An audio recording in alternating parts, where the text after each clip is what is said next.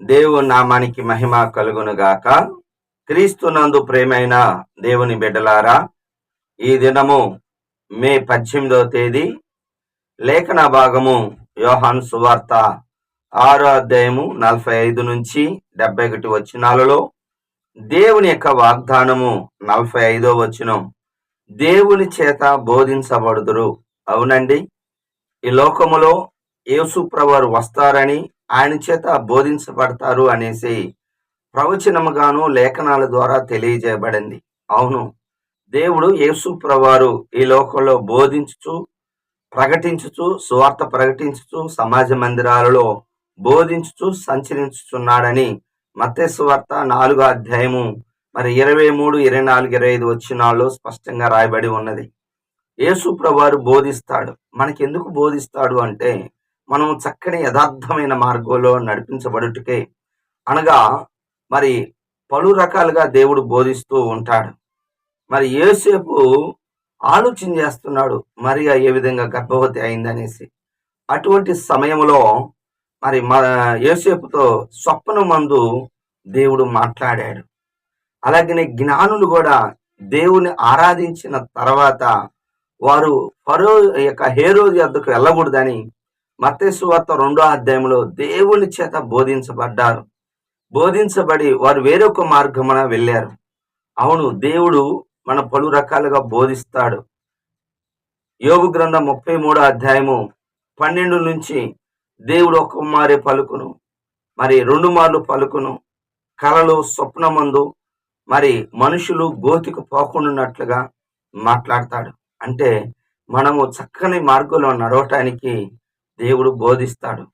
సమరయ స్త్రీతో కూడా మాట్లాడుతున్నప్పుడు, మాకు మెస్సయ్య వచ్చి చెబుతాడు అంటే ఆ మెస్సయ్య నేనే అన్నాడు. కాబట్టి బోధించిన ప్రకారం మనం నడుచుకుంటే దేవుడు సహాయం చేస్తాడు. సామెతల గ్రంథంలో, నేను బోధించినప్పుడు నా ఉపదేశాన్ని మీరు తృణీకరించారు.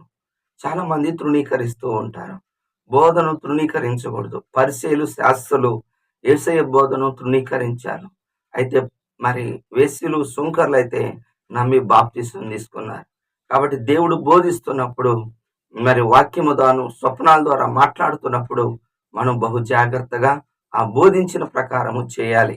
ఒప్పుకోవలసిన పాపం 66వ వచనం, అప్పటి నుండి ఆయన శిష్యులు అనేకులు వెన్నుక తీసి అన్నడూ ఆయనను వెంబడించలేదు. దాదాపు 70 మంది శిష్యులు ఇద్దరిద్దరుగా పంపించాడు. వారు దెయ్యాలు వెళ్ళగొట్టారు, సువార్త ప్రకటించారు. కానీ సిలువ మరణం నేను పొందాలి, సిలువ మరణం పొంది నేను తిరిగి లేస్తాను 3వ దినాన, సిలువను గుర్చిన వార్త ఎప్పుడైతే యేసు ప్రభువారు చెప్పాడో వెనక్కి తీశారు. ఇది అవమానం. సిలువ అనేది నలుగురిలో అందరి ముందు అవమానపరిచి సిలువేస్తారు. అటువంటిది వారు యాక్సెప్ట్ చేయలేకపోతున్నారు, అంగీకరించలేకపోతున్నారు. సుఖముగా దెయ్యాలు అన్ని పోతున్నప్పుడు బాగానే ఉంటుంది. సిలువ అనగానే చాలా మంది వెనకకి వెళ్ళిపోతారు.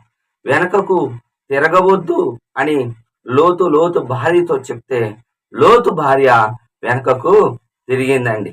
వెనకకు తిరిగి ఏమైంది అంటే ఉప్పు స్తంభం అయిపోయింది. వెనకకు తిరిగితే దేవునికి ఆత్మకు సంతోషం ఉండదండి. కనుక వెనకకు తిరగకుండా మనం ముందుకే కొనసాగిద్దాం. గుర్తుపెట్టుకోండి, అలాగా కొనసాగినప్పుడు దేవుడు మనకు సహాయము చేస్తాడు. 2వ రాజుల గ్రంథం 5వ అధ్యాయం 25వ వచనంలో ఎలీషా దగ్గర ఉన్న గెహాజీ కూడా కొన్ని దినాలు బాగున్నాడు. నయమాను యొక్క బంగారమునకు, వెండికి, వస్త్రములకు ఆశించి వెనక్కి తిరిగాడు, కుష్ఠరోగం తెచ్చుకున్నాడు. అలాగా మనం ఉండకూడదు. చివరిగా 69వ వచనము, నువ్వు దేవుని యొక్క పరిశుద్ధుడని మేము విశ్వసించి ఎరిగి ఉన్నాం. నమ్మి ఎరగాలి, విశ్వసించాలి. చాలా మంది విశ్వసించారండి. అందరూ వెళ్ళిపోయిన తర్వాత మీరు కూడా వెళ్తారా అని ఆ 12 మంది శిష్యులు అడిగినప్పుడు, మేము వెళ్ళాం, నువ్వు పరిశుద్ధుడివి. మత్తయి సువార్త 16వ అధ్యాయం 16లో, ఎక్కడికి వెళ్ళాం, నువ్వే సజీవుడు అయిన దేవుని కుమారుడివి అని పేతురు గారు తెలియజేశాడు. మనం ఆయన్ని వెంబడిస్తూ ఉండాలి, ఆయనని విశ్వసించి నమ్మాలి.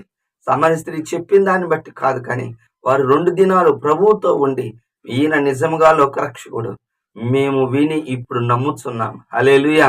మీరు కూడా విశ్వసించి నమ్మండి, దేవుడు గొప్పగా సహాయము చేస్తాడు. దేవుడి మాటలు దీవించును గాక. ఆమేన్. ప్రార్థన చేసుకుందాం. ప్రేమ కలిగిన తండ్రి యేసయ్యా నీకు వందనాలు అయ్యా. మేము నమ్ముతున్నాం, విశ్వసిస్తున్నాము ప్రభా. వెనుకకు తీయక ప్రభా, మేము ముందుకే వెళ్ళే వాళ్ళముగా దయచేయండి. మీ ఆత్మకార్యం మాకు దయచేయండి నాయన.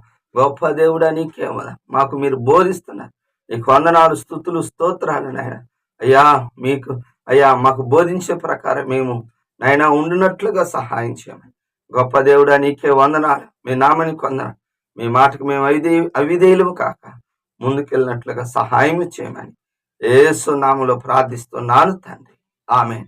తండ్రి యొక్క ప్రేమ, కుమారుని యొక్క కృప, పరిశుద్ధాత్మ దీవెన సదాకాలం మనకు తోడుగా ఉండును గాక. ఆమేన్. హల్లెలూయా. దేవుడు మిమ్మల్ని దీవించును గాక.